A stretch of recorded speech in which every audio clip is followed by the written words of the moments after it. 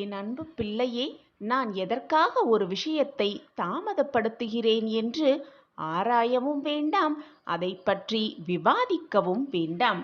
அழகாகவும் நம்பிக்கையோடும் அப்பா சொல்வதை கேட்டுவிட்டு தன்னம்பிக்கையோடு உன் வாழ்க்கையில் வெற்றி அடியை எடுத்து வைத்து கொண்டே இரு. வீணாக விவாதிக்கவும் வேண்டாம், எதை பற்றியும் சிந்திக்கவும் வேண்டாம். முடிந்தது முடிந்தவையாகவே இருக்கட்டும். இப்பொழுது சந்தோஷமாக எப்படி இருக்கலாம் என்பதை பற்றி மட்டுமே சிந்தனை செய். வாழ்க்கையில் எப்படி ஜெயிக்கலாம் என்ற சிந்தனையை மட்டுமே மனதில் வைத்துக்கொள். உனக்கு துணையாக எப்பொழுதும் உன் அப்பா இருக்கிறேன் அல்லவா? பயப்படாதே குழந்தையே. நான் சொல்லும் ஒவ்வொரு வார்த்தைக்கும் ஒரு பொருள் இருக்கும். காரணமே இல்லாமல் என் நாவிலிருந்து சொற்கள் வராது. ஏதோ ஒரு காரண காரியத்திற்காகத்தான் அனைத்தும் நடக்கிறது என்பதை தீர்க்கமாக நம்பு.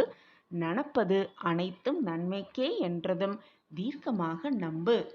குழந்தையே, எப்படிப்பட்ட சூழ்நிலையில் நீ இருந்தாலும், என்ன சூழ்நிலையில் உன் வாழ்க்கை சென்று கொண்டிருந்தாலும் எப்பொழுதும் பயப்படாதே, கலங்கி நிற்காதே. எந்த சூழ்நிலையில் இருந்தாலும் நான் உனக்கு துணையாக உன் அருகில் இருக்கிறேன் என்பதை மறந்தும் விடாதே.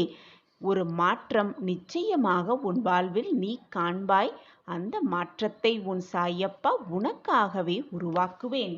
அப்படி மனவேதனையாக இருக்கும் சமயத்தில் கண்களை மூடிக்கொண்டு உன் சாயப்பாவை உள்ளத்தில் நிறுத்திக்கொள். உன் பிரச்சனைகள் விலகுவதற்கான வழியையும் உன் மனவேதனை தீர்வதற்கான யோசனையையும் உன் சாயப்பா நிச்சயமாக ஏதாவது ஒரு ரூபத்தில் உனக்கு வந்து காண்பிப்பேன். அந்த அறிகுறி உன் கண்களுக்கு தெரியும். நிச்சயமாக மிக பிரகாசமாகவே தெரியும். என்னுடைய பிள்ளையின் வாழ்வில் நடக்கும் எந்த ஒரு செயலும் என்னுடைய அனுமதி இல்லாமல் நடக்காது. இதை சரியாக புரிந்து கொள். உன் வாழ்வில் ஏதாவது நடந்தால் நிச்சயமாக அது சாயப்பாவின் அனுமதியோடு தான் நடக்கிறது. விரைவில் நல்ல தீர்வும் சாயப்பாவே கொடுப்பார் என்ற நம்பிக்கையோடு இரு.